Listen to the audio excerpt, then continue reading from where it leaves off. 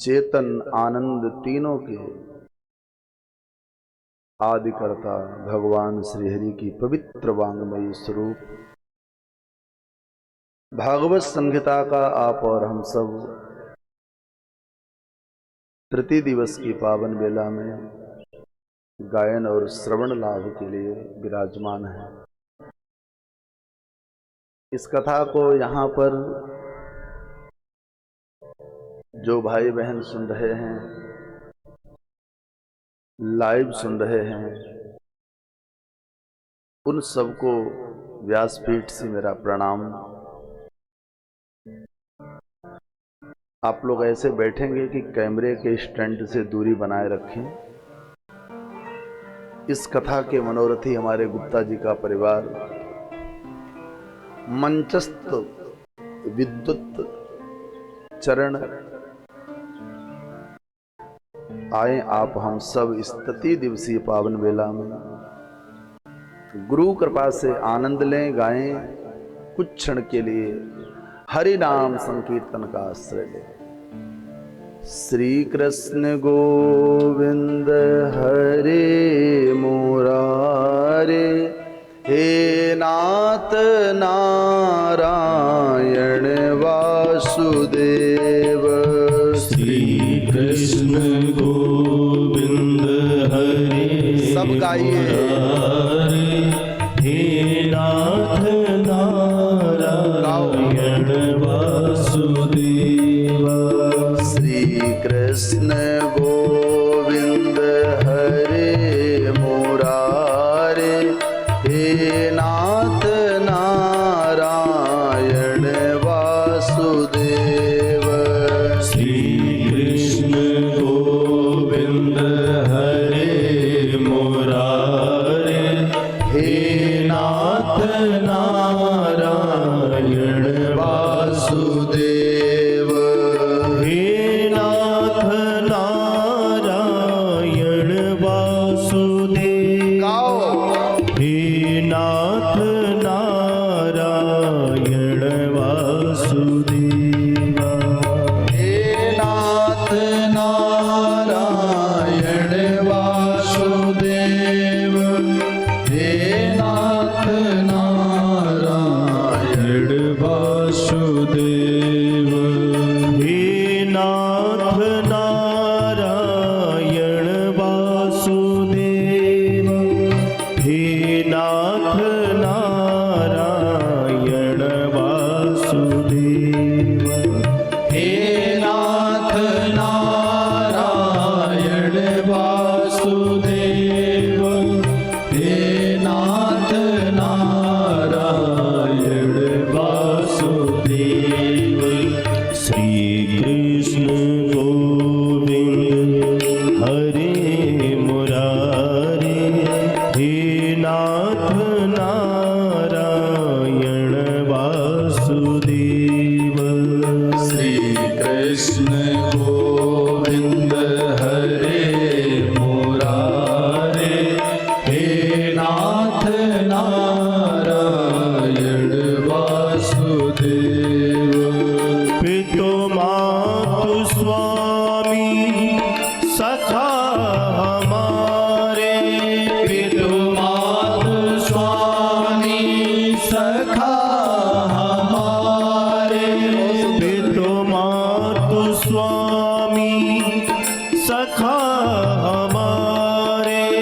पितु मातु स्वामी सखा हमारे। हे नाथ नारायण वासुदेव। हे नाथ नारायण वासुदेव।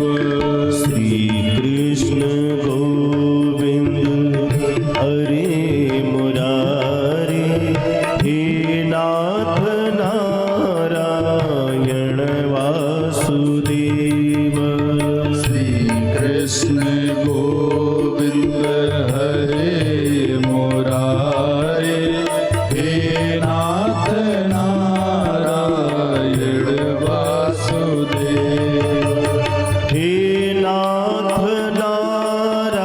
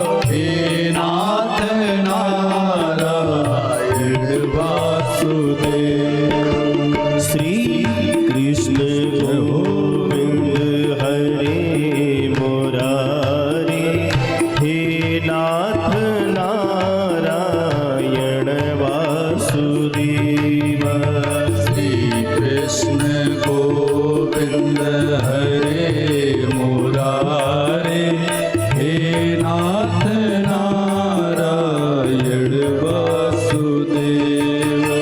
श्री कृष्ण गोविंद हरे मुरारे हे नाथ नारायण वासुदेव।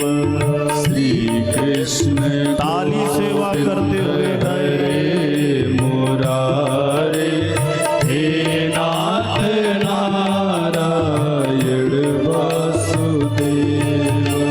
हे नाथ नारायण वासुदेव। हे नाथ नारायण वासुदेव। नारायण हे नाथ नारायण वासुदेव।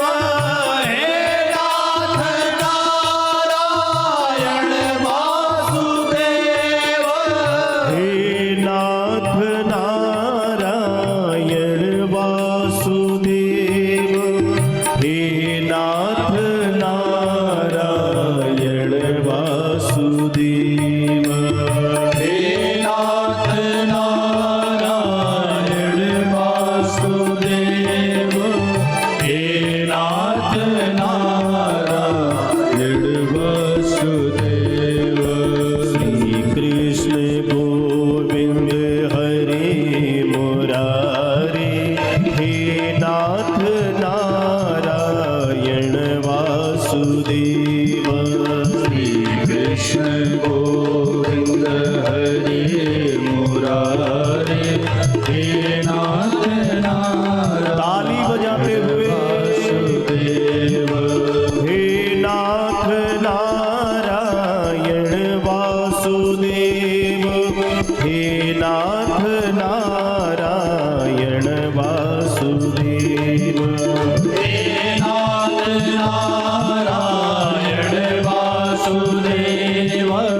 हे नाथ नारायण वासुदेव। श्री कृष्ण गोविंद हरे मुरारे हे नाथ नारायण वासुदेव। श्री कृष्ण गोविंद हरे मुरारे हे नाथ नारायण वासुदेव। हे नाथ नारायण वासुदेव। हे नाथ नारायण वासुदेव। हे नाथ नारायण वासुदेव। हे नाथ नारायण वासुदेव। हे नाथ नारायण वासुदेव। हे नाथ नारायण वासुदेव। हे नाथ नारायण वासुदेव। हे नाथ नारायण वासुदेव। जय जय श्री श्री राधे। जय जय श्री राधे। जय जय श्री राधे।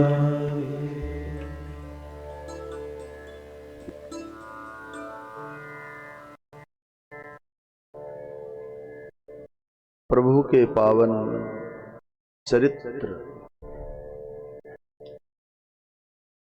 सुने जाएं, अर्थात उनके चरित्रों को गाया जाए। मनुष्य के लिए दोनों लाभप्रद है। देसी घी का लड्डू टेढ़ा हो और चाहे सीधा हो, स्वाद बराबर होता है।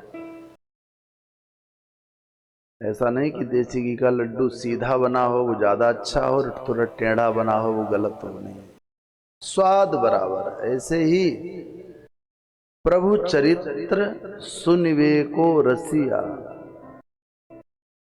भगवान के चरित्रों में रस है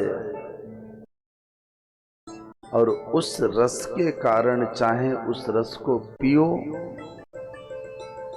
और चाहे पिलाओ। घर में अच्छा व्यंजन बने तो कुछ लोग स्वयं खा करके आनंद हो लेते हैं, कुछ खिला करके आनंद लेते हैं। कि आज घर में कढ़ी बहुत अच्छी बनी है, दही बड़ा बहुत अच्छे बने हैं, हम तो खाएंगे ही खाएंगे, आओ अपने पड़ोसियों को भी थोड़ा खिलाएं। कुछ ऐसे होते हैं कि स्वयं भी नहीं खा पाते हैं और अपने पड़ोसियों को भी नहीं खिला पाते। लेकिन भगवान के चरित्र ऐसे हैं, इनको वक्ता गाएगा तो गाने वाला, सुनने वाला, ये दोनों उसी क्षण पवित्र हो जाते हैं जिस क्षण वो भगवान की कथा के लिए अपना कदम घर से बाहर निकालते हैं।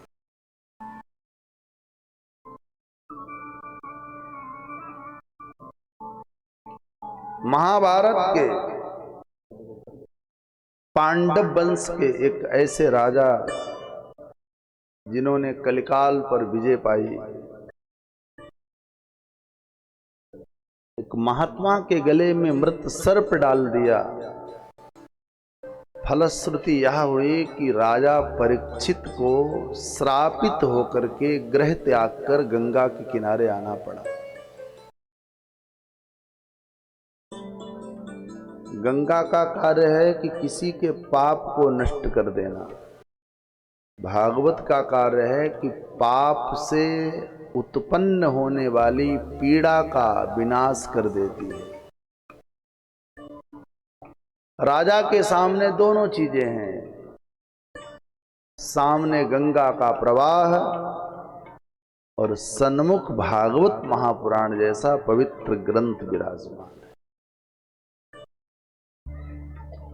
राजा ने निवेदन किया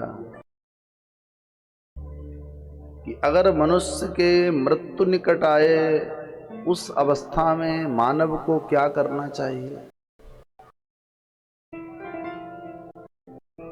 भागवत के प्रधान वक्ता परमहंस श्री सुखदेव जी ने पहले तो राजा परीक्षित के प्रश्न का आदर किया, वर्ण किया कि राजन, तुमने जो प्रश्न किया वो बड़ा ही सुंदर है। आपने जो बात कही है वो बड़े मन से कही है। कोई बात, कोई प्रश्न अपने लिए किया जाए उसमें उतना आनंद नहीं है जितना आनंद दूसरे के हित के लिए प्रश्न पूछा जाए। जैसे यज्ञ कराया जाए तो यज्ञ में केवल यजमान का ही प्रवेश होता है, ठीक है। आप बंगलामुखी का जप कराओ, केवल यजमान का ही प्रवेश होगा। महामृत्युंजय का जप कराओ तो कराने वाला ही बैठेगा पूजा में। परंतु भागवत में जब देखा जाए तो भागवत में कराता कोई एक है, लाभ अनेकों लोगों को मिलता है। आप लोग यहां सुन रहे हैं, श्रोता माइक के द्वारा, ध्वनियंत्र के द्वारा अपने घरों में बैठ करके सुन रहे होंगे। इस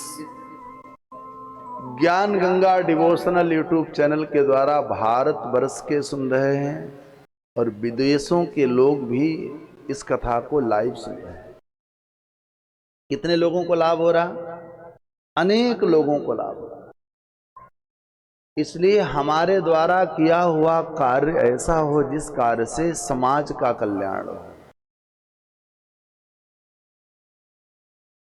एक गायत्री परिवार का सूत्र है, पढ़ा होगा कि हम सुधरेंगे सब सुधरेंगे, ऐसा लिखा है। फिर एक और सूत्र है कि हमारा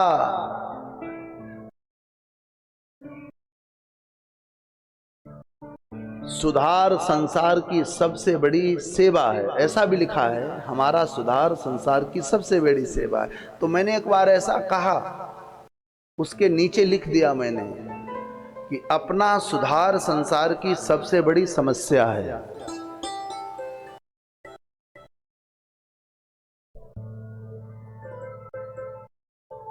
लेकिन कथा हमें संभलने का, सुधरने का मौका देती है। जैसे हमने बैंक से कर्ज लिया तो बैंक वाले कह देते हैं कि 5 साल के लिए विदाउट ब्याज, या लगेगा तो 1% 2% का ब्याज।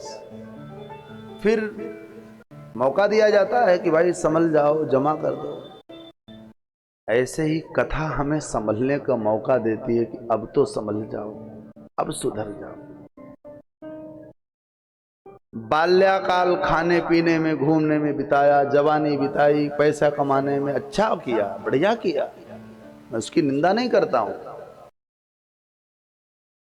लेकिन वृद्धावस्था कमाने के लिए नहीं है, वृद्धावस्था भागने के लिए नहीं है। बेटा छोटा है उसको बढ़िया पढ़ाओ, बेटी छोटी है उसको बढ़िया पढ़ाओ, बेटे बेटी का विवाह कर दो, बेटे बेटी के बेटा हो जाए, बेटी हो जाए, दादी बन जाओ, बाबा बन जाओ।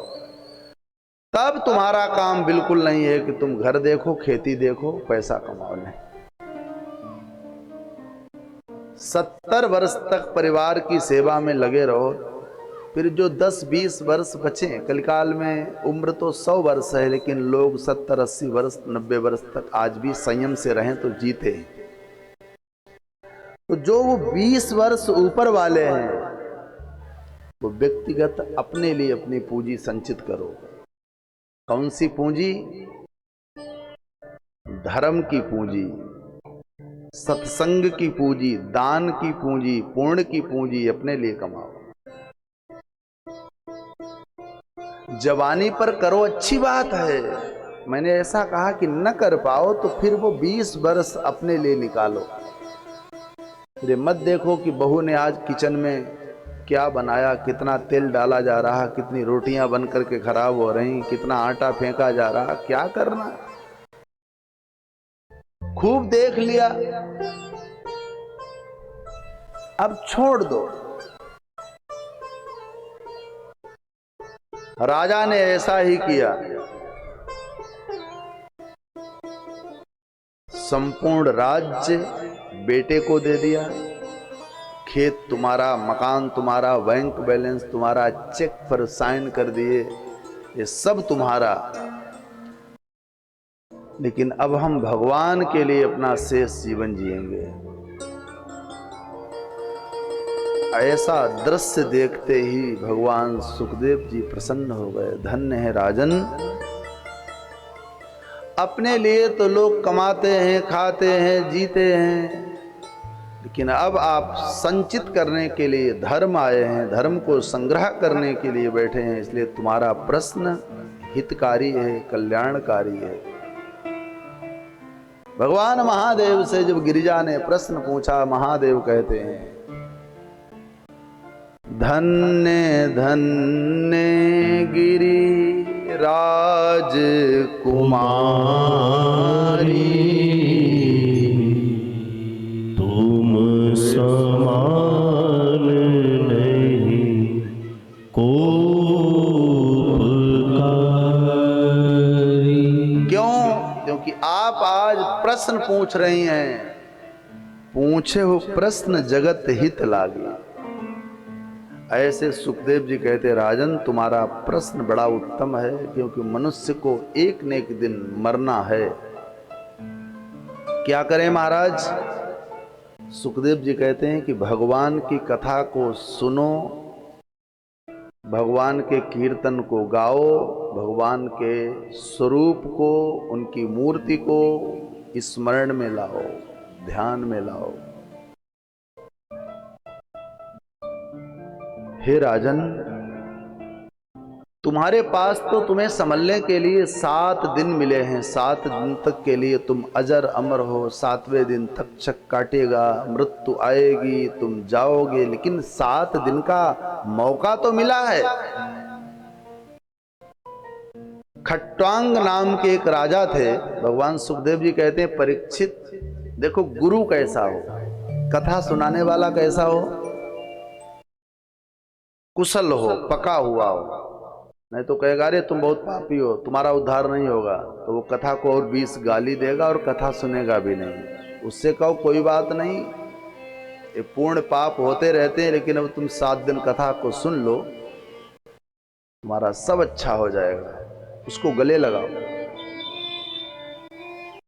संत आचार्य हम लोग करते क्या हैं कि जो अच्छा देखा, सज्जन है, भला आदमी है, बढ़िया है, अच्छे से पहन रहा है, अच्छे से खा रहा है, अच्छा पैसा है, उससे तो जुड़ जाते हैं।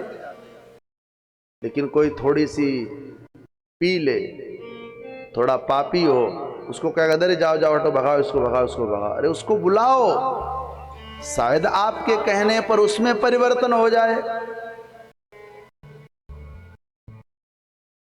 एक कथा, ये आचार्य महात्मा किसी एक की बपौती नहीं होते हैं। जो शोषित है, जो टूट चुका, कोई उससे बोलता नहीं, उससे बात करो। हमारे यहाँ महात्मा बुद्ध तो एक वैश्या के घर चले गए, तो बुद्ध जी के शिष्यों ने कहा, अरे बाबा, बाबा गए काम से, क्योंकि बाबा वैश्या के घर में रात भर रहे। बाबा तुम्हारी तपस्या नष्ट हो गई, तुमने जितना पूजा पाठ किया वह सब तुम्हारा व्यर्थ चला गया, क्योंकि तुम तो वैश्या के घर में रह रहे हो। लेकिन महात्मा बुद्ध ने उस गणिका, उस वैश्या की वैश्यावृत्ति छुड़वा दी, उसकी मनोवृत्ति छुड़वा दी, उसको पावन बनाकर शिष्य बना लिया। कोई चरित्र का अच्छा नहीं है तो उसके भी पास बैठो, लेकिन बैठेंगे तो लोग क्या कहेंगे मालूम, अरे महाराज भी ऐसे ही हैं।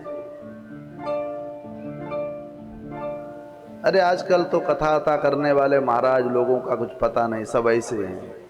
किसी गलत के पास बैठने से वो गलत नहीं हो गया, शायद तुम्हारे बैठने से उसमें परिवर्तन हो जाए और वो भी अच्छा बन जाए।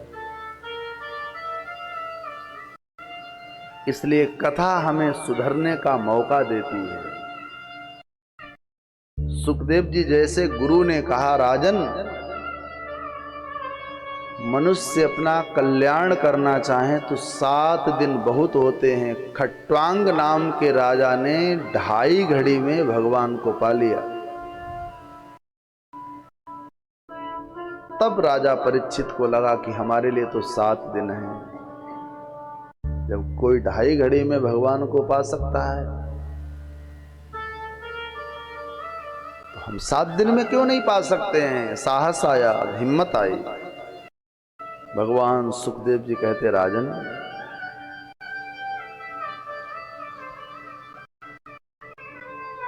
जिन श्री कृष्ण की कथा आप सुन रहे हैं और आप गा रहे हैं, भगवान सुखदेव जी कहते हैं हमारा कृष्ण से कोई प्रेम नहीं था।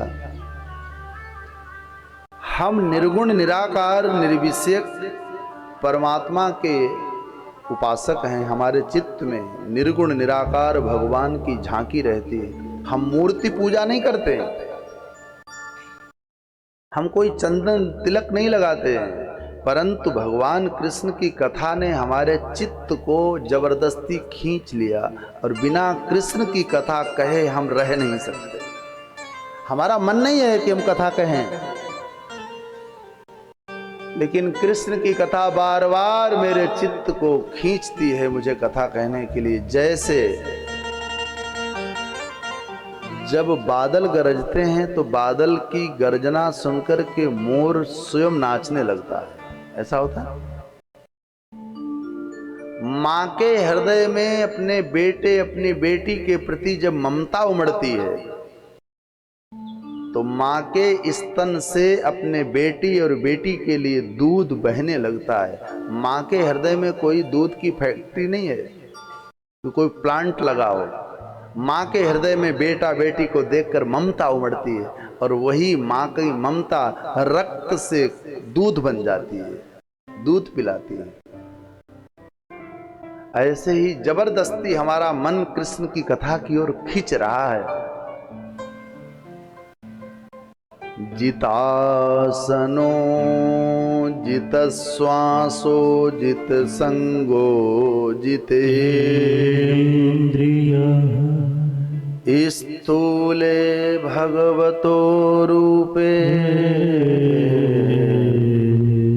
मनः संधारयेद्यः।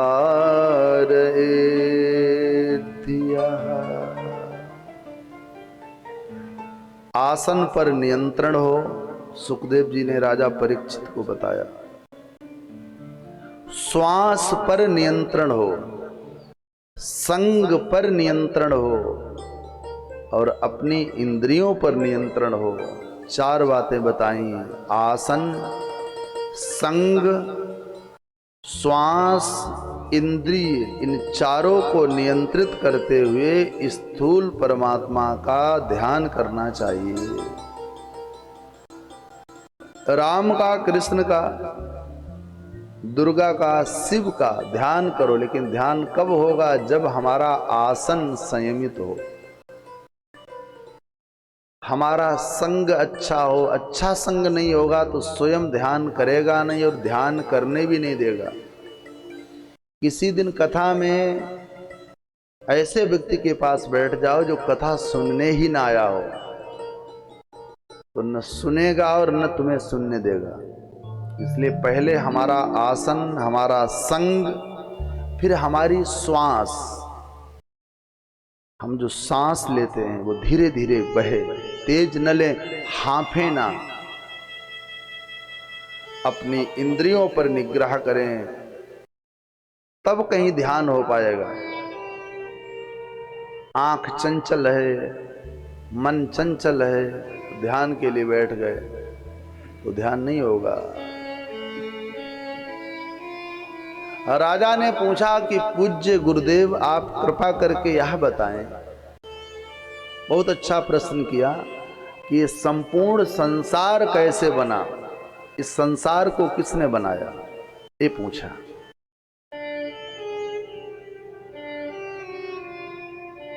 भगवान सुखदेव जी कहते, राजन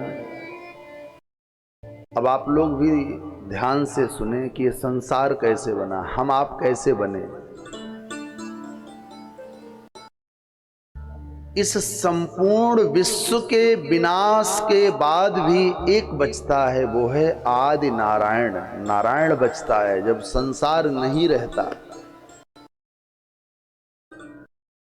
ये कब होता है बोले, उसका नाम है महाप्रलय। उस महाप्रलय में केवल नारायण के सिवा और कोई दूसरा नहीं बचता, नारायण ही बचते हैं। वह श्री नारायण एक बार जल में लेटे हुए थे। जल है और नारायण है। तो लेटे लेटे प्रभु को लगा कि बहुत दिन हो गए अकेले रहते, चलो कुछ खेल खेला जाए। कौन सा खेल खेलोगे? मन में भाव जगा कि खेल खेलेंगे आंख मिचौनी का। आंख मिचौनी का खेल जानते हैं ना, लुका छिपी, समझ गए ना? तो लुका छिपी में एक चोर बनता है, वो आंख बंद करके छिपता है और बाकी उसके जितने मित्र होते हैं वो जाकर के अलग अलग छिप जाते हैं। चोर बना हुआ वो अपने मित्रों को ढूंढता है कि वो वहां खड़े, वो वहां खड़े, वो वहां खड़े, ऐसे ऐसे करके बताता है। ऐसे तो होता है लुका छिपी का खेल। भगवान है हमारे चोर, छिपे हुए हैं, उनको ढूंढना है। तो सबसे पहले उन्होंने अपनी नाभि को देखा। नाभि को देखते ही नाभि से एक बड़ा सुंदर विशाल कमल का फूल प्रकट हो गया। कमल के फूल के ऊपर 4 मुंह वाले ब्रह्मा जी को खोज करके ढूंढ दिया। ब्रह्मा जी आप, भगवान छिपे हैं ना, ढूंढ रहे हैं सब। ब्रह्मा जी प्रकट हो गए। तो ब्रह्मा जी को कहा कि अब आप हमारा सहयोग करो और लोगों को ढूंढवाओ। आपने देखा होगा कि जब चोर एक को ढूंढ लेता है तो फिर चोर का वो सहयोग करता है, आओ हम बताएं, वो वहां छिपे, वो वहां छिपे, इशारा करता है। ब्रह्मा जी को कहा कि इशारा करो, बताओ किस किस को बाहर निकालना है। तो ब्रह्मा जी ने भगवान की आज्ञा के अनुसार 4 लोगों को और खोजा। सनक, सनंदन, सनातन, सनत कुमार, इन 4 ऋषियों को खो जाके तुम भी छिपो बाहर आओ। तो अब 6 लोग हो गए। अब 6 लोग मिलकर के लोगों को खोजने लगे। ब्रह्मा जी ने कहा कि तुम हमारे बेटे हो, सनकाद ऋषियों, जाओ विवाह करो। उन 4 ऋषियों ने हाथ जोड़े, महाराज हमें विवाह नहीं करना है, हमें स्वामी जी बनना है, बाबा बनना है। जब ऐसा कहकर के सनकाद ऋषि जाने लगे, ब्रह्मा जी को क्रोध आया कि हमारे बेटे और हमारी बात नहीं मान रहे। इतने क्रोधित हुए कि ब्रह्मा जी का वह क्रोध भगवान रुद्र के रूप में उनकी भ्रकुटी के बीच से प्रकट हो गया। महादेव का रूप लेकर के ब्रह्मा जी का क्रोध प्रकट हो गया। बोलो रुद्र भगवान की जय। रुद्र भगवान कैसे आए हैं? ब्रह्मा जी के क्रोध से भ्रकुटी के बीच से आए हैं।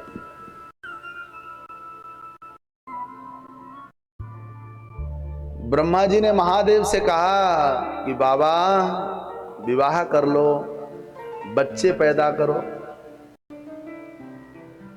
महादेव ने कहा कि हमारे भाई लोग तो पिता की बात नहीं माने, लेकिन अगर हम भी नहीं मानेंगे तो परंपरा पड़ जाएगी कि पुत्र पिता की बात ही नहीं मानेगा। चलो बात मान लेते हैं।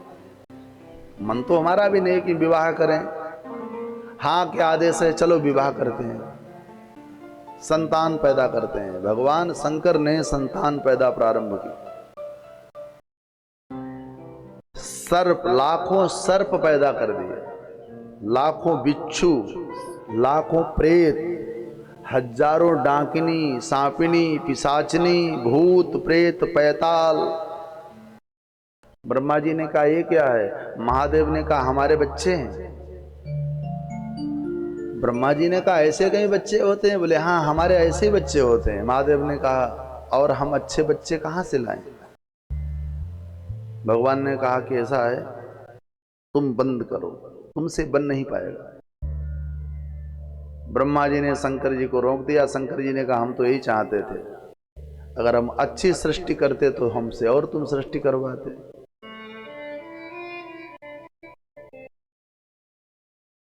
कोई बात नहीं। भगवान शंकर ने विचार किया कि ऐसा ही करना चाहिए। जब काम करने का मन ही नहीं है तो उल्टा सीधा काम करो, तुमसे काम कराया ही नहीं जाएगा। जिससे बार बार चाय बनाने की कही जाए कि चाय बनाओ, चाय बनाओ, चाय बनाओ, तो वो चीनी बढ़ाना शुरू कर दे। मुकेश भैया चीनी ज्यादा डालना शुरू कर दे, कच्ची चाय दे दे। 2-3 बार कहोगे, फिर कहोगे उनसे चाय मत बनवाना, ये बना ही नहीं पाते। वो कहेगा वाह यही हम चाहते थे, छुट्टी हो गई हमारी। जिसको ज्यादा खाना बनाने के लिए पंच किया जाए वो नमक ज्यादा बढ़ा दे। काम न करना हो तो काम बिगाड़ दो। ऐसा करना मत कोई। करोगे जैसे बनाते वैसे बनाना। भगवान महादेव ने सृष्टि बंद कर दी और ध्यान लगा करके बैठ गए। ब्रह्मा जी ने फिर सृष्टि के लिए अपनी परछाई से महात्मा करदम जी को प्रकट किया। परछाई जानते हैं ना, जब हम चलते हैं तो हमारी परछाई पड़ती है। तो ब्रह्मा जी की परछाई से करदम जी का प्राकट्य हो। करदम जी से कहा भैया तुम्हें विवाह कर लो, अच्छे बच्चे पैदा करो। करदम जी ने कहा हमें तो बाबा बनना है। और करदम जी भी ब्रह्मा जी का घर छोड़कर गुजरात में बिंदुसर तीर्थ जाकर के बट वृक्ष के नीचे बैठकर अखंड समाधि लगा करके तप करने लगे। ब्रह्मा जी को बड़ी चिंता हुई, कभी आगे कभी पीछे।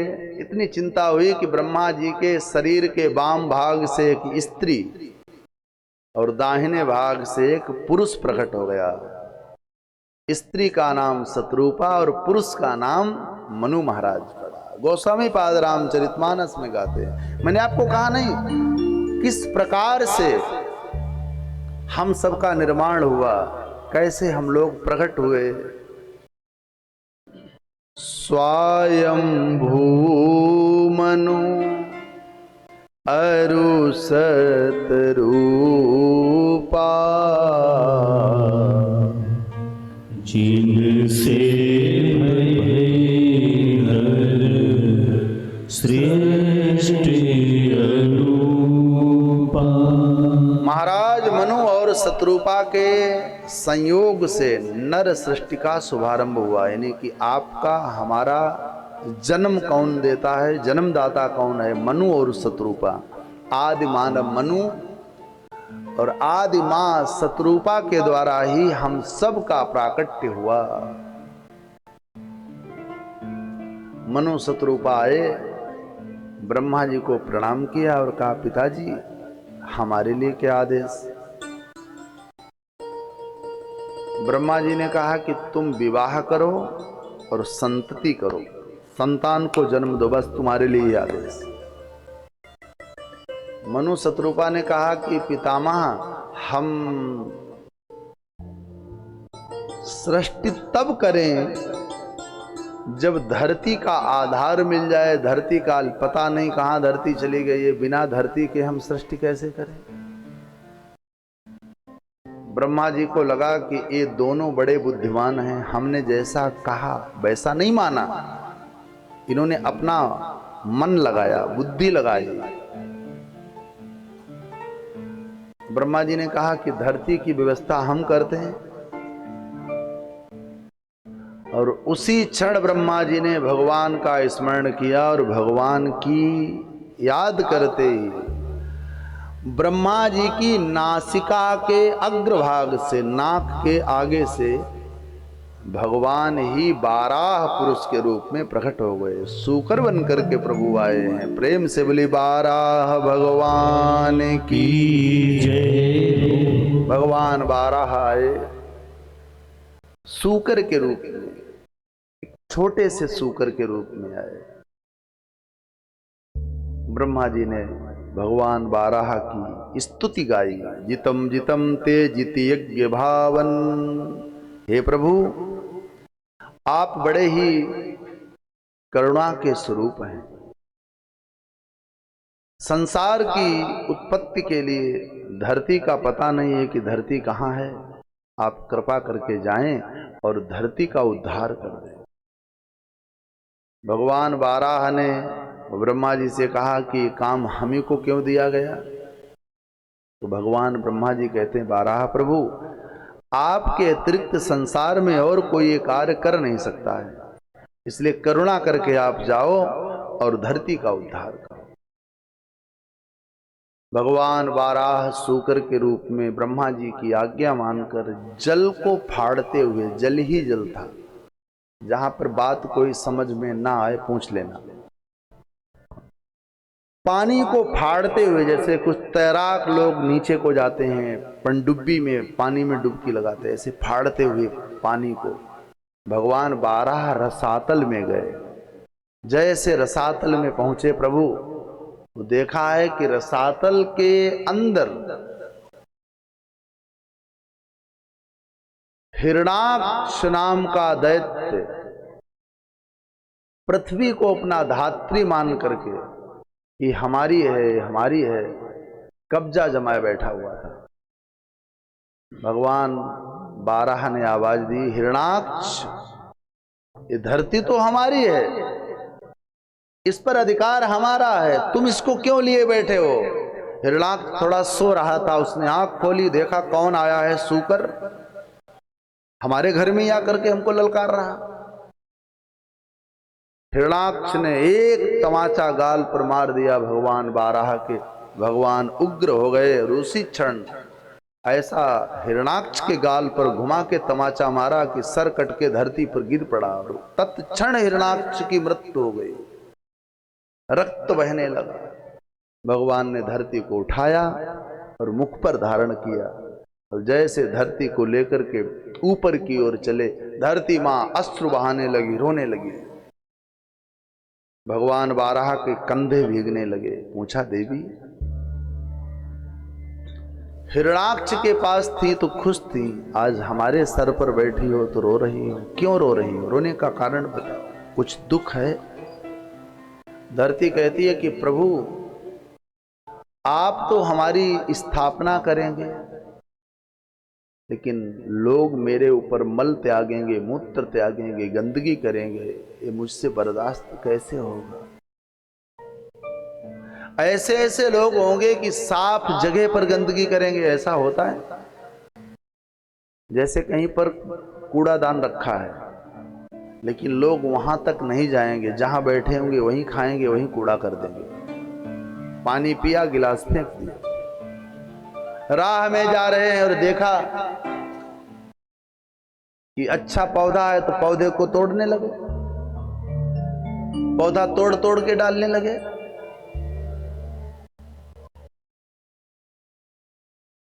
गंदगी लोग करते हैं। छोटा सा तिनका मिल जाए, अब उस तिनकों को तोड़ तोड़ करके डाल रहे हैं। गंदगी हो रही कि नहीं हो रही? भैया देख लो, पहले एक काम देख लो।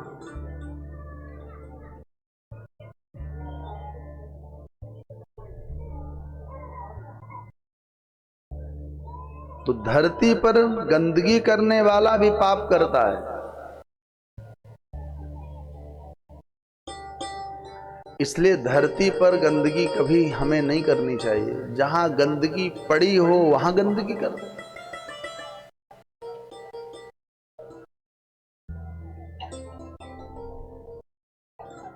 भगवान बाराह कहते, देवी हम तुम्हें वचन देते हैं कि अगर लोग गंदगी करेंगे तो उस गंदगी को साफ करने का काम हमारा रहेगा, हम उसको साफ करते रहेंगे।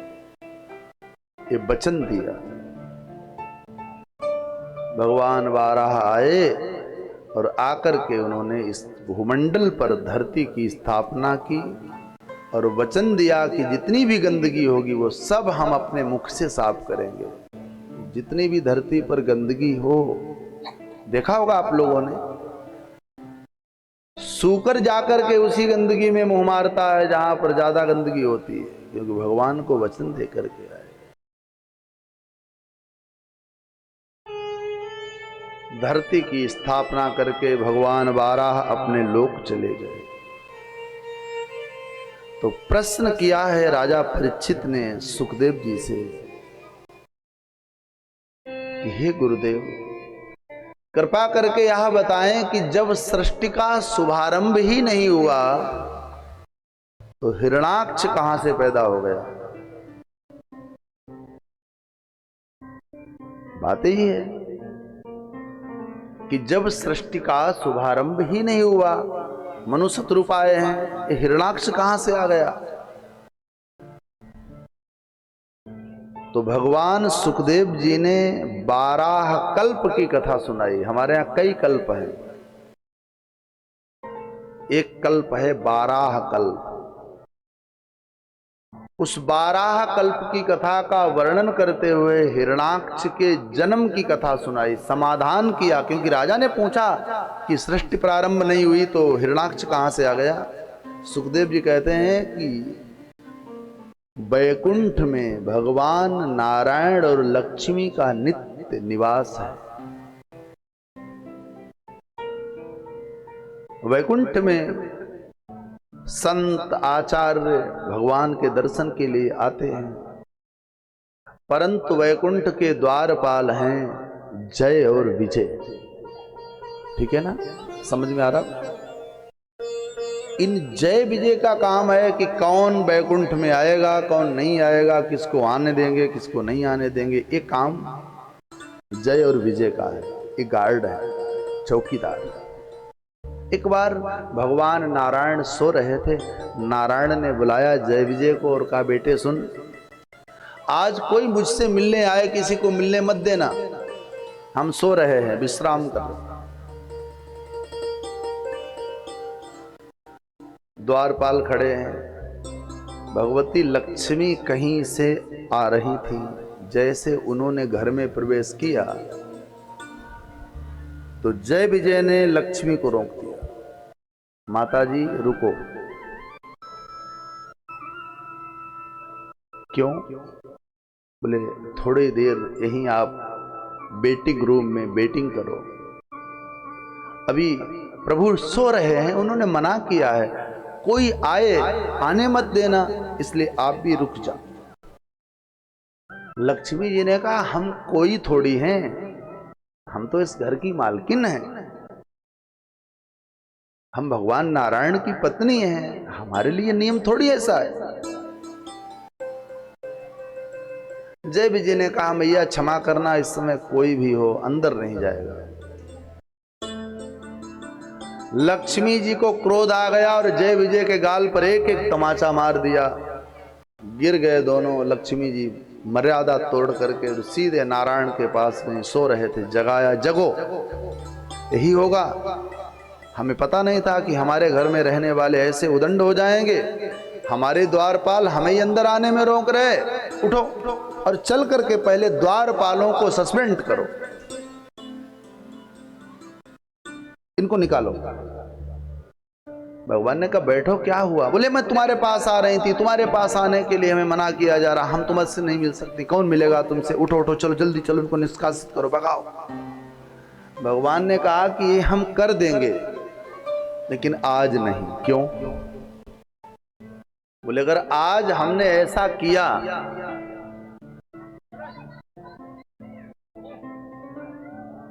तो आने वाले समय में लोग यही कहेंगे कि भगवान भी स्त्री के गुलाम थे, एक स्त्री के कहने पर उन्होंने अपने सेवकों को घर से निकाल दिया, इसलिए आज नहीं। इनकी आदत पड़ जाएगी कि रोकना टोकना, ऐसे हर किसी को रोकेंगे, हर किसी को टोकेंगे, और जिस दिन किसी संत को टोकेंगे उसी दिन हम उनको यहां से निकाल देंगे। तब तक आप थोड़ा धैर्य धारण करो, बैठो। लक्ष्मी जी शांत हो। सुखदेव जी कहते परीक्षित एक बार सनकाद ऋषि हरि शरणम हरि शरणम हरि शरणम हरि शरणम हरि शरणम गाते गाते वैकुंठ में आए। द्वारपालों ने रोक दिया, प्रभु सो रहे हैं, कहां जा रहे हो? तो द्वारपालों को रोकने पर सनकाद ऋषियों को क्रोध आ गया और श्राप दे दिया कि वैकुंठ में रहने वाले संतों की मर्यादा को नहीं जानते, जाओ, मेरा श्राप है कि तुम दोनों असुर बन जाओ, राक्षस बन जाओ। भगवान दौड़ करके आए और तुरंत कहा अरे महात्मन, हमारे सेवकों ने अपराध किया, तुम्हारा अपमान किया। सेवक के द्वारा किया हुआ अपमान स्वामी का अपमान माना जाता है, हमारा अपराध है, हमसे भूल हुई, हमसे चूक हुई, मुझे माफ कर दो।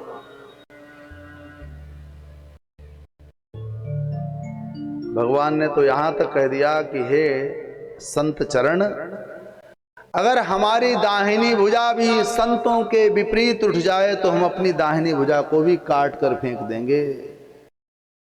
मोते अधिक संत करिले खा। भगवान कहते हैं कि हमसे अधिक संत हमें प्रिय लगते हैं। ये तो सेवक थे, अच्छा किया आपने, इनको श्राप दिया, ये इसी के योग्य थे, अच्छा किया आपने, बहुत अच्छा किया। लेकिन स्वामी जी बैठो, ये हमारे सेवक थे और हमारे सेवकों को आपने श्राप दिया, तो हम इनको एक वचन देते हैं। इन्होंने हमारी बड़ी सेवा की, हमारे लिए बड़े समर्पित रहे। हम वचन यह देते हैं कि इनके 3 जन्म होंगे जय और विजय के, लेकिन इनके लिए हम 4 बार जन्म लेकर के आएंगे। यही हुआ, जय और विजय एक जन्म में हिरणाक्ष और हिरण्याकश्यप बने। भगवान ने इनके लिए 2 बार जन्म लिया, एक बार वाराह के रूप में, एक बार नरसिंह के रूप में। ठीक है ना? समझ में आ रही बात? बैठ रही? फिर हिरणाक्ष हिरण्याकश्यप, उनका दूसरा जन्म हुआ।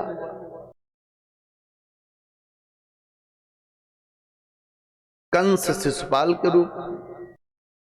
तो भगवान का चौथा जन्म हुआ, तीसरा कृष्ण के रूप में। जय और विजय का चतुर्थ जन्म हुआ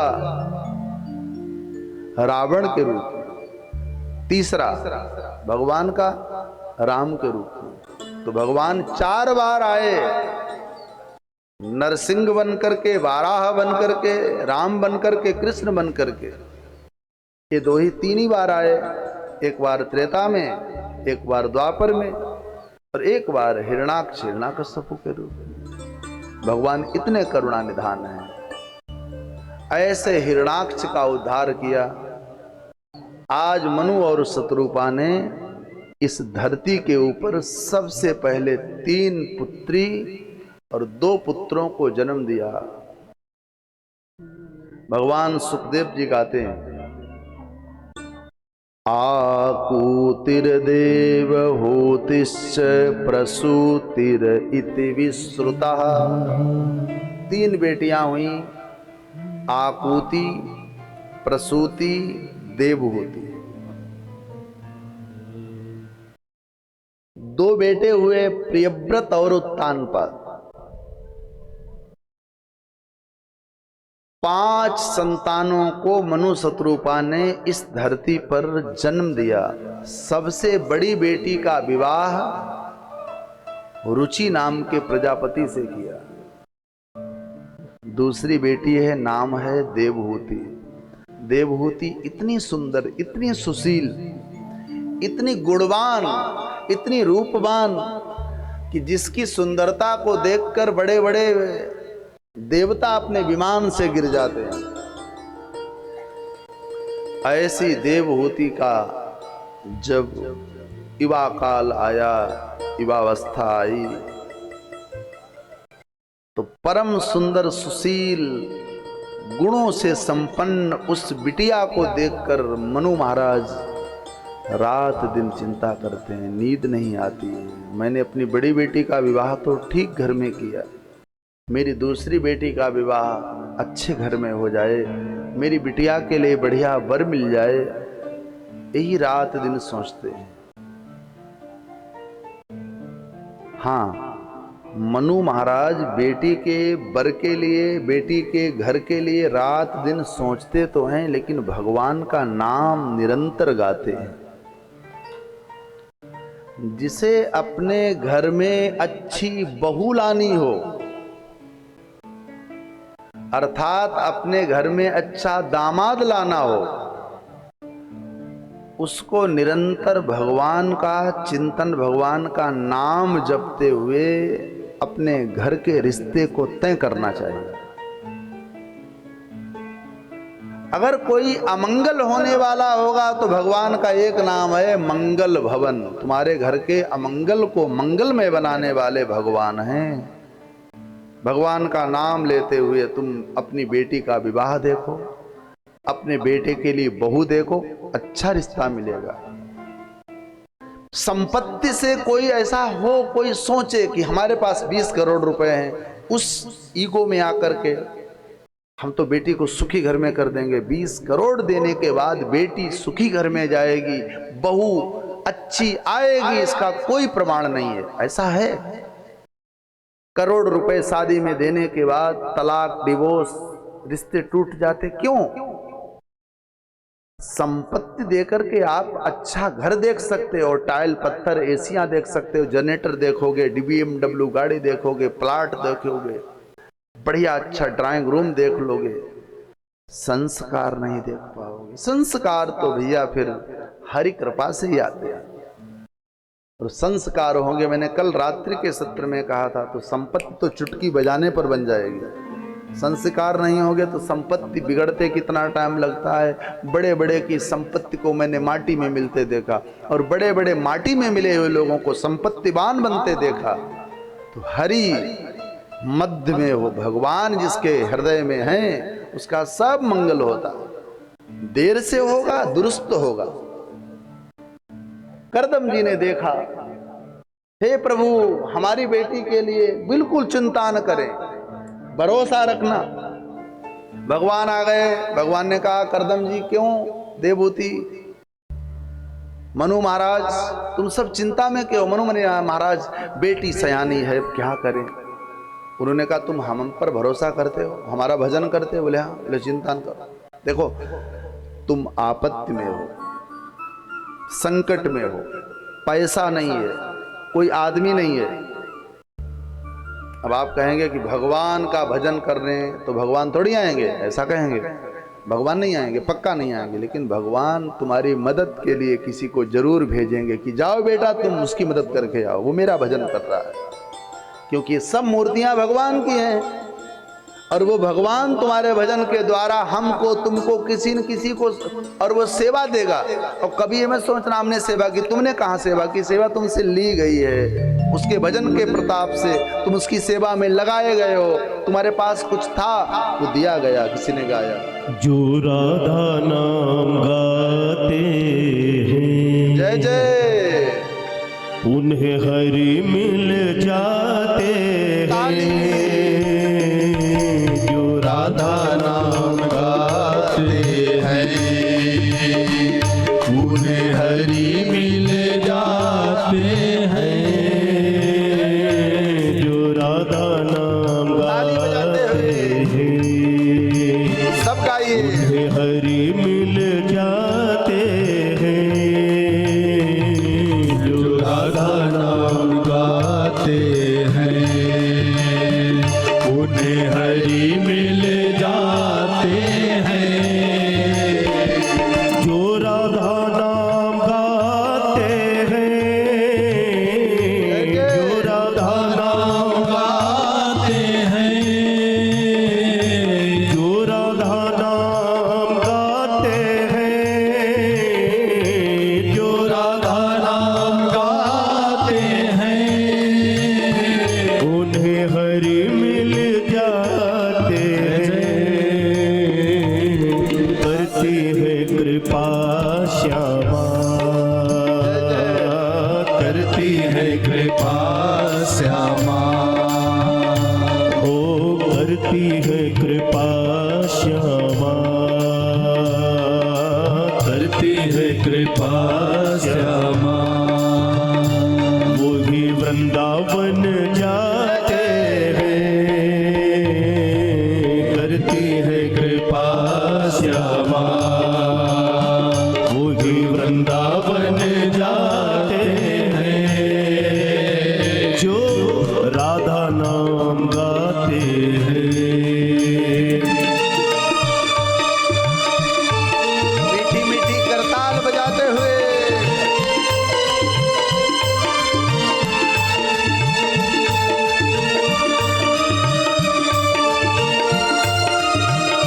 हरि बोल।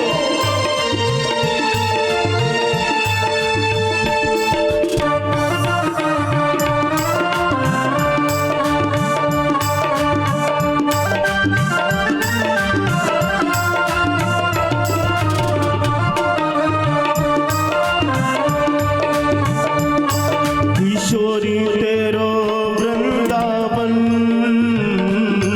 किशोरी तेरो वृंदावन, ओ किशोरी तेरो वृंदावन, किशोरी तेरो वृंदावन। सारे जग से निराला है, किशोरी तेरो वृंदावन, किशोरी तेरो वृंदावन। सारे जग से निराला है, मिलते हैं बिहारी जी, करताल जय जय। मिलते हैं बिहारी जी।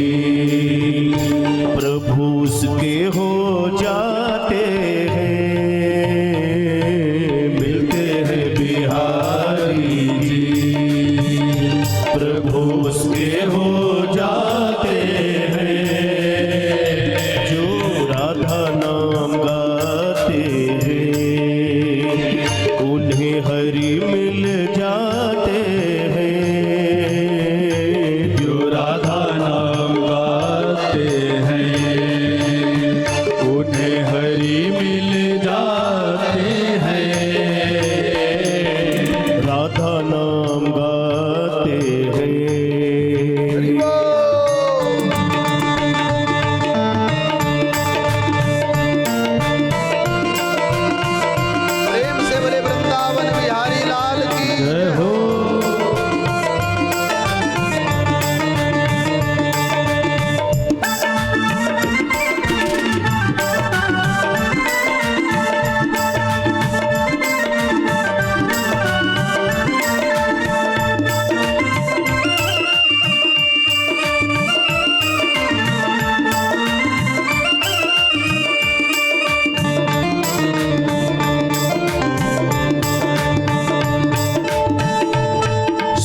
राधे करुणामयी है,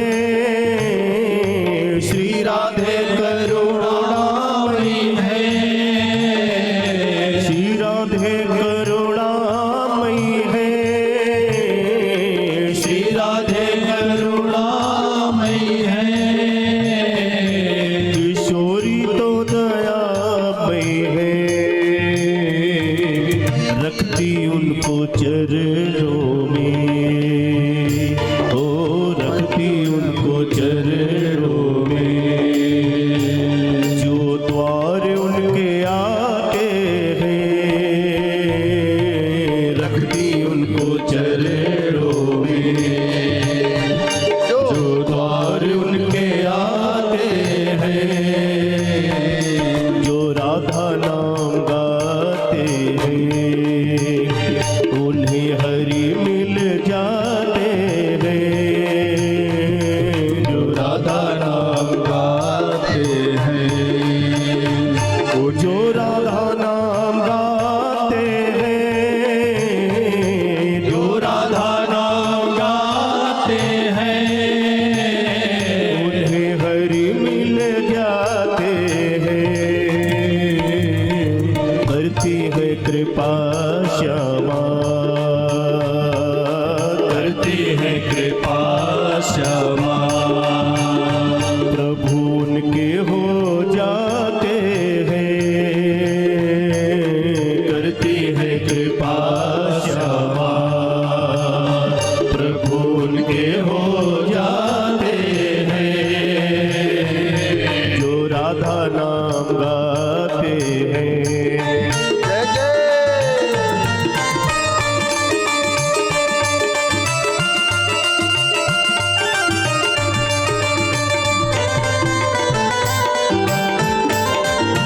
जय श्री राधे।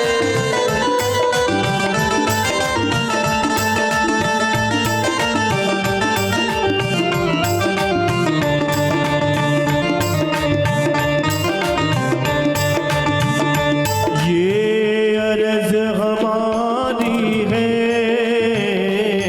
ये अर्ज हमारी है, ये अर्ज हमारी है,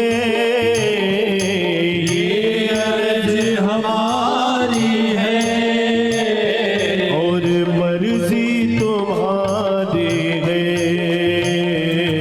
ये अर्ज हमारी है, ये अर्ज हमारी है। और मर्जी तुम्हारी है, कृपा करो श्यामा प्यारी, कृपा करो श्यामा प्यारी। हम नाम तेरा गाते हैं, कृपा करो श्यामा प्यारी। हम नाम तेरा गाते हैं, जो राधा नाम गाते हैं, जो राधा नाम गाते हैं, उन्हें हरि मिल जाते हैं। जो राधा नाम गाते हैं, उन्हें हरि मिल जाते हैं। जो राधा नाम गाते हैं, जो राधा नाम गाते हैं, सेवा करते हुए जो राधा नाम गाते हैं, जो राधा नाम गाते हैं, उन्हें हरि मिल जाते हैं। करती है कृपा श्यामा, करती है कृपा श्यामा। प्रभु उनके हो जाते हैं, करती है कृपा श्यामा। प्रभु उनके हो जाते हैं, जो राधा नाम गाते हैं, वो जो राधा नाम गाते हैं, जो राधा नाम गाते हैं, जो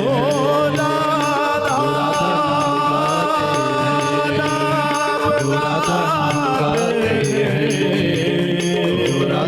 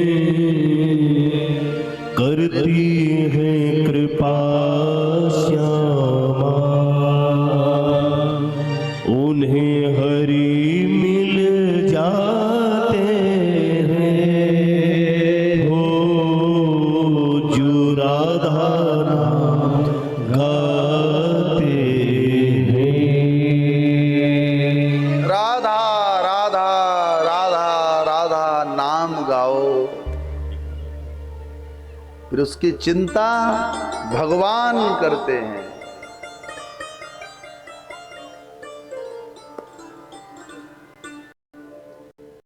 आपका काम भगवान का चिंतन करना और उनका काम आपकी चिंता हरण करना, ये पक्का है। करती हैं कृपा श्यामा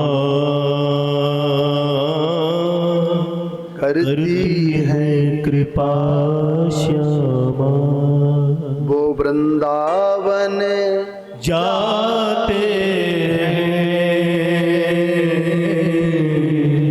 जो राधा नाम गाते हैं।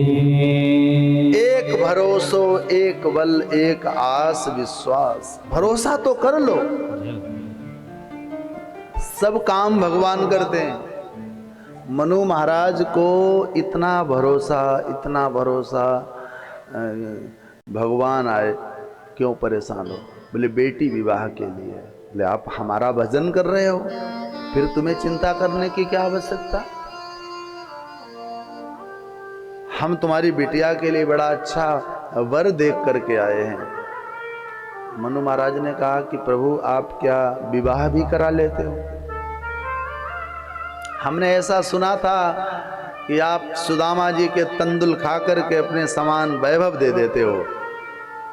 हमने ऐसा भी सुना था कि आप द्रौपदी की चरण पादुकाएं पीतांबर में लपेट लेते हो। मैंने ऐसा भी सुना था कि आप कुशल ड्राइवर हो, अर्जुन का रथ चला लेते हो। ये तो मैंने सुना था। नरसी के विवाह में आप भात देने के लिए भाई बन गए, ये भी सुना था। लेकिन ये पहली बार जान रहा हूं कि आप विवाह भी करा लेते हो। भगवान ने कहा कि बहुत विवाह कराए, एक ही नहीं करा रहे। बोले किस किस का कराया? भगवान कहते हैं तो शंकर जी का विवाह हम ही ने कराया। महादेव का विवाह किसने कराया? राम जी ने। राम जी जाकर के महादेव से कहते हैं कि जाय विवाह शैल जा यह मोहि मांगे देव। शंकर का विवाह हम ही ने कराया।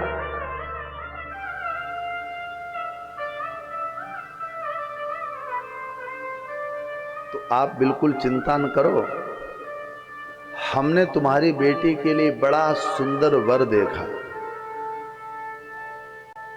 बिंदुसर तीर्थ पर रहने वाले श्री करदम जी को अपनी बेटी का विवाह कर दो, कन्यादान कर दो, तुम्हारी बेटी के लिए सबसे अच्छे वर है। मनु ने कहा कि वो मेरी बेटी के साथ विवाह करेंगे कि नहीं करेंगे इसका तो पता ही नहीं। भगवान कहते मैंने कह दिया तो जाओ। कल आप अपनी बेटी को लेकर के करदम जी के पास जाना और करदम जी तुम्हारी बेटी के साथ पाणी ग्रहण करेंगे, उसको पत्नी के रूप में स्वीकार कर लेंगे। जाओ। तो जिनके घर में बेटा सयाना हो, जिनके घर में बेटी सयानी हो, बिल्कुल चिंता न करना, भजन करते रहना, भगवान को याद करते रहना, बढ़िया विवाह होगा। भगवान श्री हरि मनु को कहकर के और सीधे करदम जी के यहां गए। करदम जी तो समाधि लगाए, चंदन अंदन लगाए, बाबा बने बैठे थे। भगवान ने कहा करदम जी। हाँ प्रभु।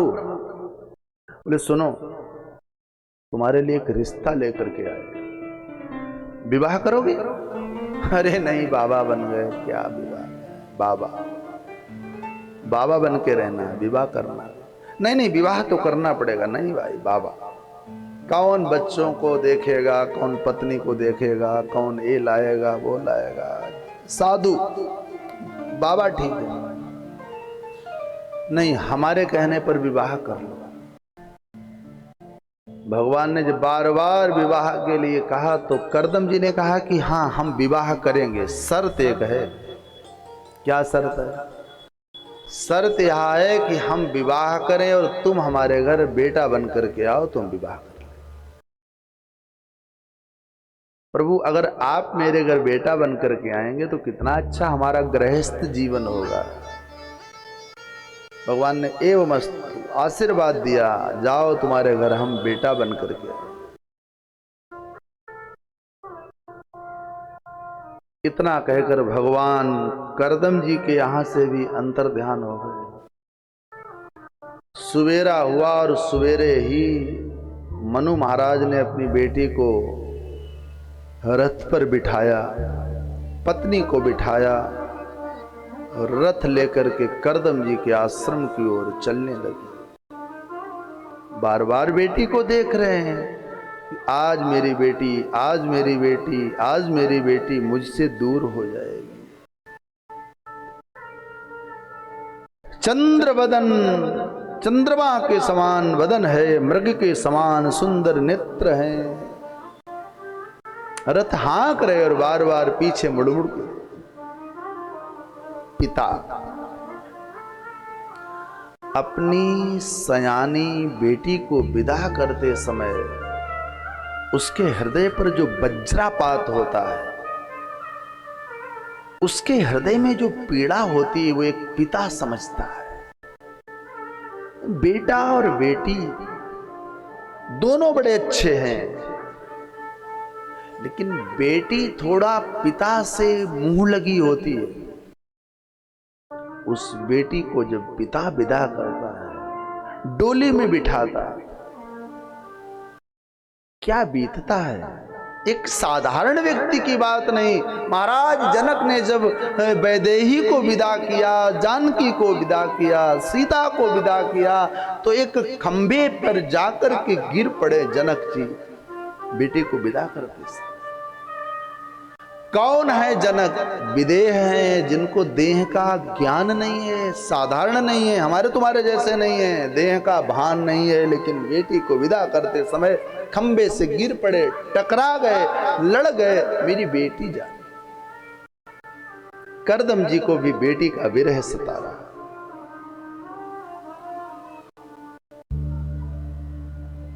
संपूर्ण विश्व को देखा जाए,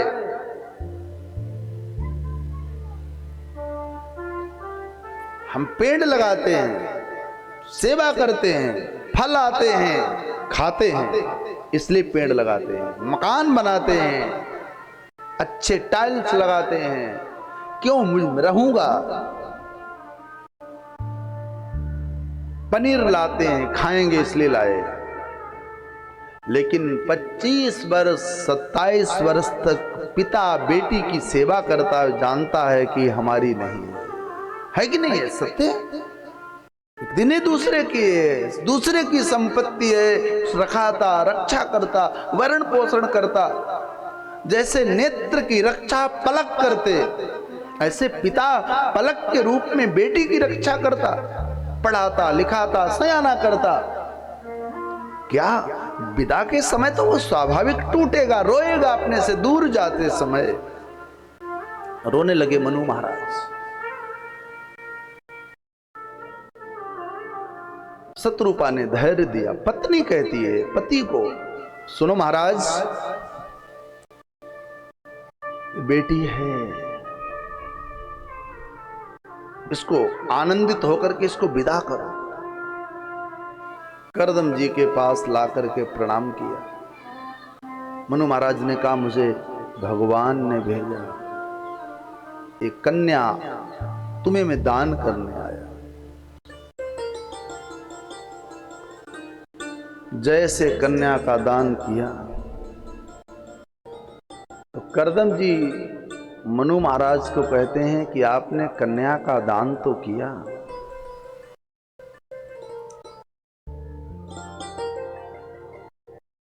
मेरे पास घर नहीं है, बटवृक्ष है, ऐसा बटवृक्ष है कि पानी बरसता है तो पानी आधा बाहर जाता है और आधा नीचे आता है। क्या बेटी राजघराने की है, बटवृक्ष के नीचे रह लेगी? अब और पीड़ा हुई, एक तो बेटी को विदा करना और दूसरे बटवृक्ष के नीचे बिठाना।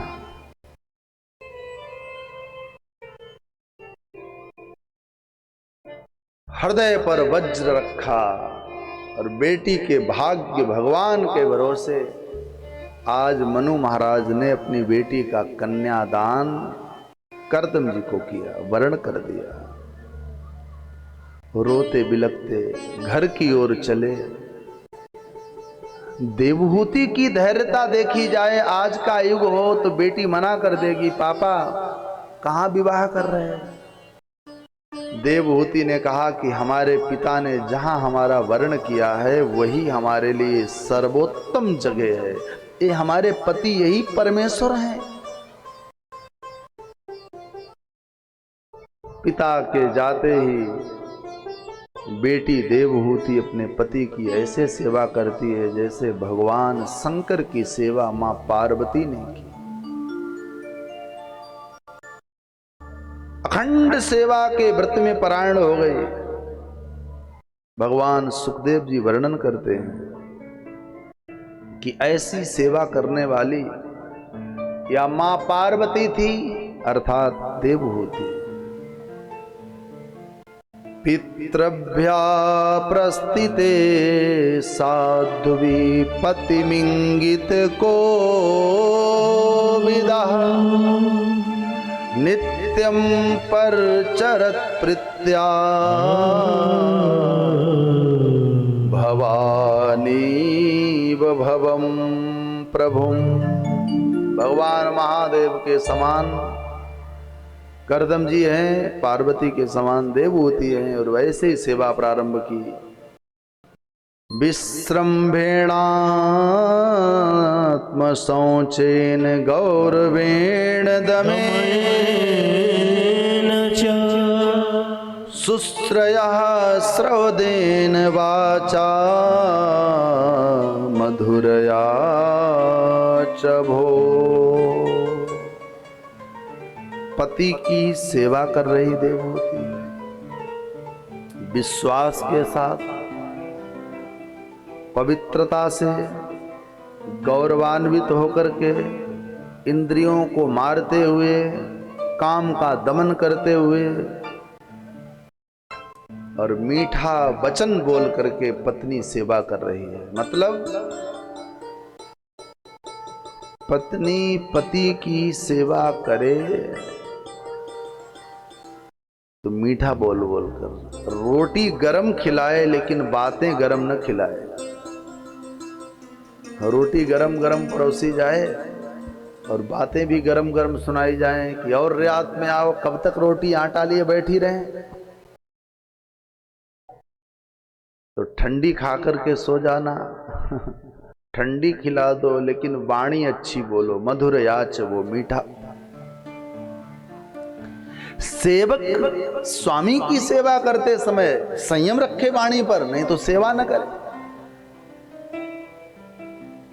काम, दंभ, लोभ, अघ आदि आदि को हटा दिया। सेवा में काम नहीं होना चाहिए, दंभ नहीं होना चाहिए, क्रोध नहीं होना चाहिए, लोभ नहीं होना चाहिए कि हम पैर दबाएंगे फिर क्या मिलेगा, हम ऐसा सेवा करेंगे क्या मिलेगा।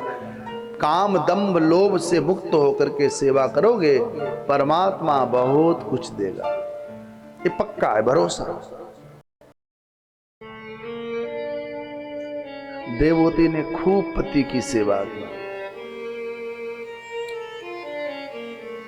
जब 10, 20, 50 वर्ष बीते, कर्दम जी ने अपनी पूजा को विराम किया, अनुष्ठान पूरा किया। आंख खोल करके देखा तो सामने एक स्त्री बैठी है, शरीर कमजोर है, केस मैले कुचैले हैं, वस्त्र फटे हुए हैं। पूछा, कौन हो तुम, अपना नाम बता। उसने कहा, आप तो पहचानना ही भूल गए, हम आपकी पत्नी हैं, हमारा विवाह हुआ था, हम मनु महाराज की पुत्री हैं, मेरा नाम देवहूति। देवहूति, एक बात बताओ, विवाह क्यों किया जाता है? देवहूति ने कहा कि पति प्रभु, विवाह संतान प्राप्त करने के लिए, संतति के लिए विवाह होता, संतान हो।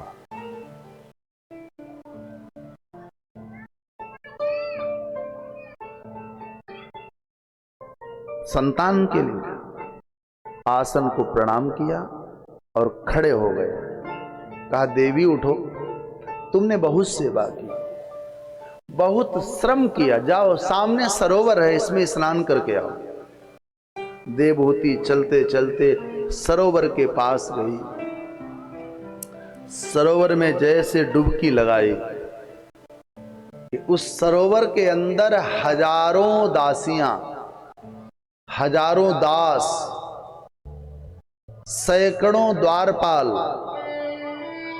हजारों हाथी घोड़े। देवहूति को देखा तो वो सखियां खड़ी हो गईं, दासियां खड़ी हो गईं। आओ आओ आओ आओ मालकिन, आओ मालकिन, आप इस महल की स्वामिनी हैं। देवहूति ने कहा, हम स्वामिनी? हम तो अभी आए। बोले, नहीं नहीं, घर तो आप ही का है। ये बगीचा, ये उपवन, ये झूले, ये केसर, ये चंदन, ये वस्त्र, ये आभूषण, हम सब आपकी सेवा में हैं। देवहूति की आंखों से आंसू बहने लगे। समझ गई ये हमारे प्रभु की कृपा है। हम अकिंचन किंकरी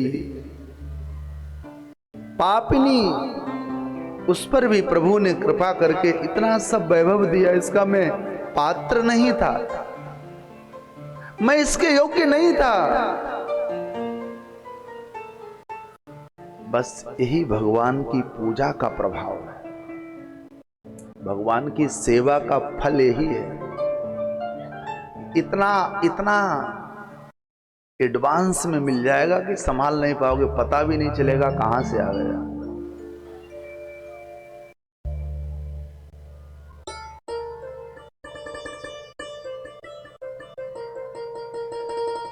भगवान खुद ही करते हैं अपने भक्तों की निगरानी। आप लोग ध्यान से सुने, भगवान खुद ही करते हैं अपने भक्तों की निगरानी। नया मंजा, नया बिस्तर, नया दाना, नया पानी। जब तुझसे न सुलझे तेरे उलझे हुए धंधे, ईश्वर के इंसाफ पर छोड़ दे ऐ बंदे, वही तेरी मुश्किलें आसान करेगा। जो तू न कर सका वो भगवान करेगा। एक बार भगवान पर छोड़कर देखो, भगवान के आश्रित हो जाओ, वो सब सुलझा देगा।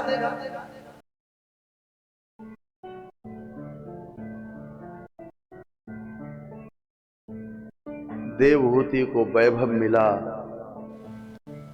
स्नान कराया, दासियों ने अंगराग केसर लगाया, वस्त्र आभूषण, सोलह श्रृंगार किए। जब श्रृंगार करने के बाद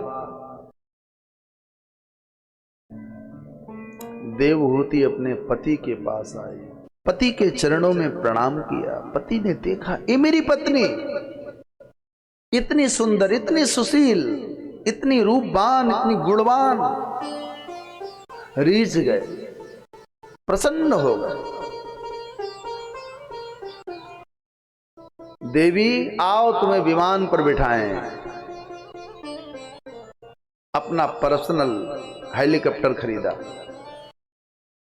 हवाई जहाज आकर के खड़ा हो गया। भगवान की पूजा का प्रभाव, भगवान की भजन का प्रभाव। एक कामग नाम का विमान आ गया। वायु सेना का विमान, थल सेना का विमान, जल सेना का विमान, ऐसे ही एक कामग नाम का विमान आया। उस कामग नाम के विमान में बैठकर करदम जी ने देवहूति के साथ इस भूमंडल का परिभ्रमण किया, खूब आनंद लिया, खूब उत्सव मनाया। विमान फिर नीचे उतरा तो उस विमान में इतने दिन तक करदम जी और देवहूति ने विहार किया कि जब विमान से नीचे निकले के आए तो 9 बेटियों के साथ आए, 9 कन्याओं को जन्म दिया देवहूति और करदम ऋषि। ब्रह्मा जी के 10 बेटे थे। आपने शायद नाम सुना होगा, ब्रह्मा जी के 10 बेटे थे। तो ब्रह्मा जी के उन 10 पुत्रों में नारद जी कहीं घूमने चले गए थे, ये थोड़ा घुमक्कड़ टाइप के आदमी थे। तो मनु महाराज ने जैसे अपनी बेटी का विवाह करदम जी के साथ किया, ऐसे करदम जी ने अपनी 9 बेटियों का विवाह ब्रह्मा जी के 9 पुत्रों के साथ किया। मारीच, अत्रि, अंगिरसहु, पुलस्ता, पुलह, क्रतु, भृगुर, वसिष्ठो, दक्षस, दशमस्तत्र नारदः। ये 10 बेटों में 9 बेटों का विवाह देवहूति की बेटियों के साथ हुआ। करदम जी ने विवाह किया। करदम जी ने देवहूति को कहा कि अब बेटियां हो गई, अब अगर आप कहो तो हम वन जाकर के वनवासी बन जाएं, भगवान का भजन करें। देवहूति ने कहा कि बेटियां तो दूसरे के घर की होती हैं, इनका तो विवाह हो गया, अब आप एक काम कर दो, भगवान बेटे के रूप में आने वाले हैं, एक बेटा हो जाए और फिर आप चले जाना, फिर हम आपको मना नहीं करेंगे, बेटा हो जाए।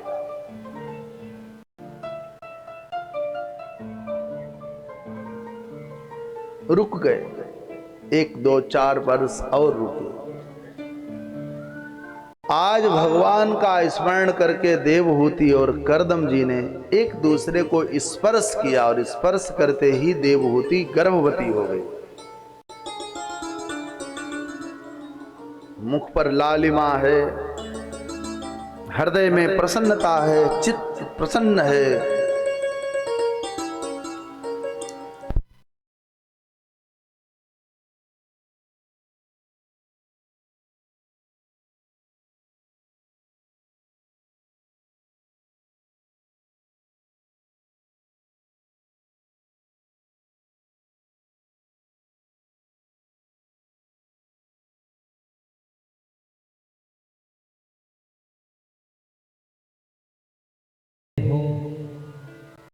नवे महीने भगवती देवहूति ने सुंदर एक पुत्र को जन्म दिया, जिस पुत्र का नाम कपिल देव पड़ा। कपिल भगवान हैं, भगवान के अवतार हैं, सांख्य शास्त्र के निर्माण करने वाले हैं। सांख्य शास्त्र को प्रकट करने वाले भगवान कपिल का प्राकट्य हुआ। देवताओं ने जय जयकार की, बोल कपिल भगवान की जय। भगवान कपिल पधारे हैं। छोटे से बालक करदम जी ने भगवान की 7 परिक्रमा की और परिक्रमा करके जैसे ही जंगल चले गए तो मां देवहूति को दुख हुआ कि बेटा हुआ और बेटे के होते ही पिता जंगल चले गए। अंदर से ग्लानि, अंदर से दुख हो रहा कि क्या करें क्या न करें। ऐसा सोच रहे थे कि उसी क्षण एक तेज पुंज आया और वह बालक सयाना हो गया। जब बालक सयाना हुआ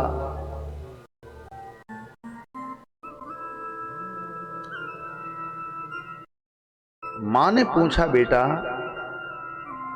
तुम्हारे पिताजी तो तुम्हारे जन्म के समय से चले गए, अब आप करुणा करके कृपा करके यह बताओ कि हमारे जैसे जीव का उद्धार कैसे हो। हमारा जन्म राजघराने में हुआ, हमारे पिता राजा थे, सब सुख मिले। विवाह हुआ तो जहां विवाह हुआ वहां पर भी बहुत सुख मिले, परंतु अभी तक हमारा मन सुखी नहीं हुआ। ससुराल में सुख, मायके में सुख, हमारे मन में सुख नहीं आया। कारण बता। भगवान कपिल कहते हैं, भैया तुमको जहां मन लगाना चाहिए था वहां मन नहीं लगाया। और जहां मन लगाना चाहिए वहां मन लगा दिया। आपने अपने ससुराल में, मायके में उन वस्तुओं में मन को लगाया जिन वस्तुओं का नाश निश्चित था। और जब जीव नाशवान वस्तुओं में अपना मन लगाएगा तो उसके मन को कभी सुख नहीं मिलेगा। और जिस दिन उसका मन अविनाशी के चरणों में लग जाएगा, अविनाशी कौन है? भगवान। अविनाशी के चरणों में मन लगते ही उसके मन में शांति और सुख आ जाएगा। देवहूति ने पूछा कि अविनाशी से मन लगे कैसे? कपिल देव कहते हैं, मां उसके लिए तुम्हें भगवान की कथा सुननी पड़ेगी। देवहूति ने कहा, कथा किससे सुने? कपिल कहते हैं कि तितिक्षवः, मान अपमान में बैलेंस बना करके समान बना रहे, शांत रहने वाला हो, कथा कहने वाले का कोई शत्रु न हो, सादगी ही उसका आभूषण बन जाए, ऐसे संत आचार्य के चरणों में बैठकर कथा सुनोगे तो तुम्हारा मन अविनाशी के चरणों में लग जाएगा।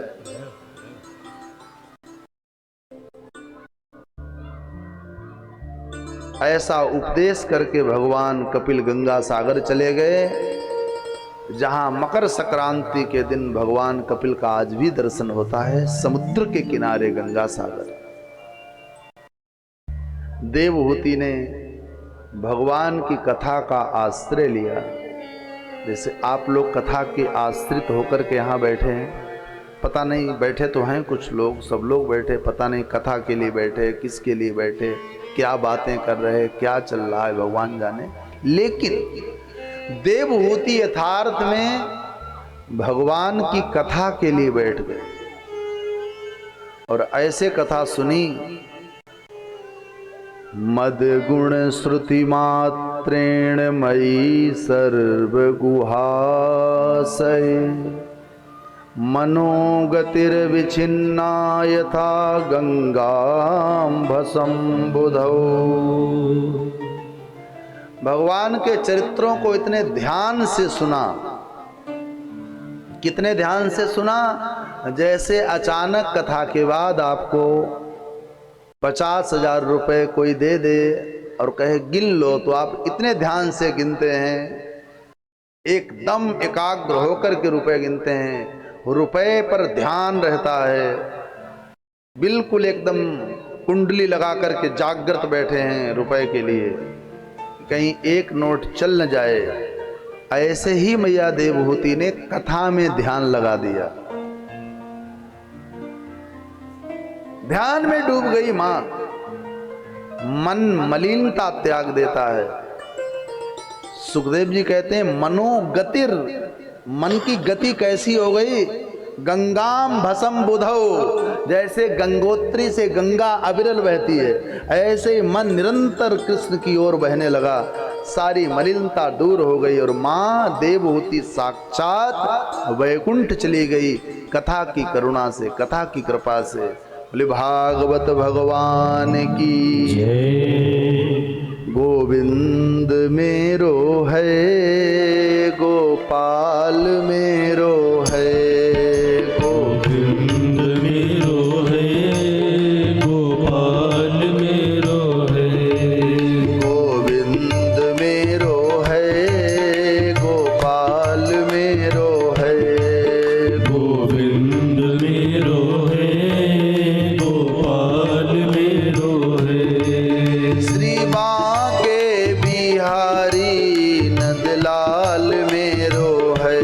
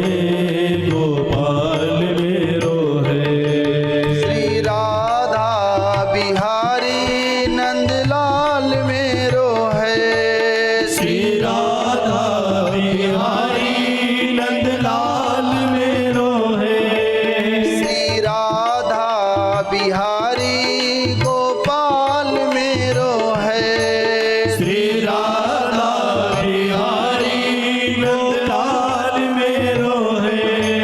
श्री राधा बिहारी गोपाल मेरो है।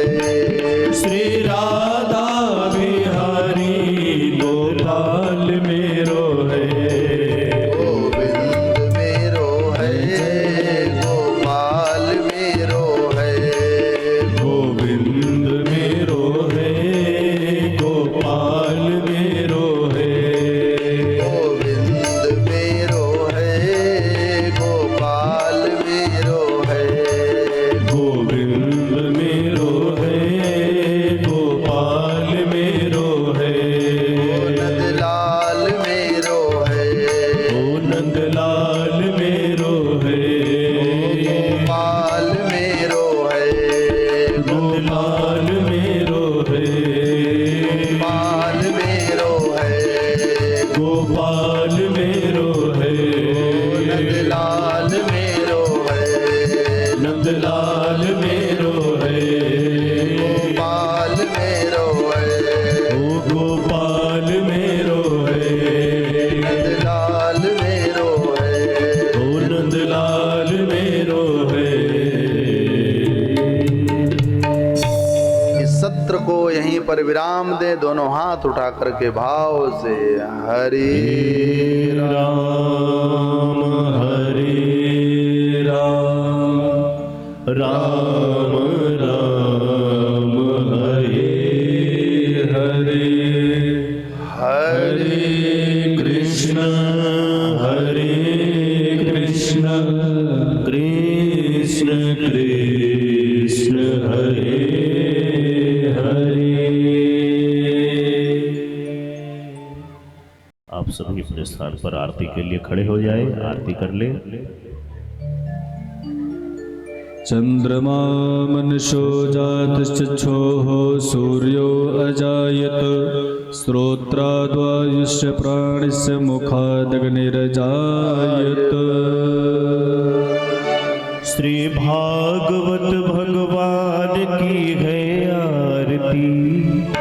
पापियों को पाप से है तारती। श्री भागवत भगवान की है आरती। पापियों को पाप से है तारती। भागवत भगवान की है आरती। पापियों को पाप से है तारती। श्री भागवत भगवान की है आरती। पापियों को पाप से है तारती। ये अमर ग्रंथ ये मुक्ति पंथ ये पंचम वेद निराला नव ज्योति जगाने वाला। ये अमर ग्रंथ ये मुक्ति पंथ ये पंचम वेद निराला नव ज्योति जगाने वाला। हरि नाम यही हरि ध्यान यही। हरि नाम यही हरि ध्यान यही। प्रभु की महिमा की आरती। पापियों को पाप से है तारती। श्री भागवत भगवान की है आरती। पापियों को पाप से है तारती। है आरती है आरती है आरती है आरती है आरती है आरती है आरती है आरती है आरती है आरती है आरती है आरती है आरती है आरती है आरती। ये शांति गीत पावन पुनीत पापों को मिटाने वाला हरि दर्श कराने वाला। ये शांति गीत पावन पुनीत पापों को मिटाने वाला हरि दर्श कराने वाला। ये सुख करनी ये दुख हरनी। ये सुख करनी ये दुख हरनी। श्री मधुसूदन की आरती। पापियों को पाप से है तारती। श्री भागवत भगवान की है आरती। पापियों को को पाप से है तारती है। आरती है आरती है आरती है आरती है आरती है आरती है आरती है आरती है आरती है आरती है आरती है आरती है आरती है आरती। ये मधुर बोल भवबंध खोल सतमार्ग बताने वाला बिगड़ी को बनाने वाला। ये मधुर बोल भवबंध खोल सतमार्ग दिखाने वाला बिगड़ी को बनाने वाला। श्री राम यही घनश्याम यही श्री राम यही घनश्याम यही राजा राम यही राधश्याम यही राजा राम यही राधश्याम यही। प्रभु की महिमा की आरती पापियों को पाप से है तारती। श्री भागवत भगवान की है आरती पापियों को पाप से है तारती है। आरती है आरती है आरती है आरती आरती है आरती है आरती है आरती है आरती है आरती है आरती है आरती है आरती है आरती है आरती। श्री भागवत भगवान की है आरती पापियों को पाप से है तारती। श्री भागवत भगवान की है आरती पापियों को पाप से है तारती।